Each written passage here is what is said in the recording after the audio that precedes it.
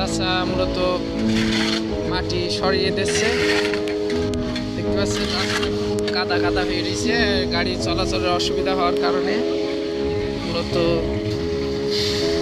রাস্তার ওই জায়গা থেকে মূলত পরিষ্কার করার কাজ চলছে।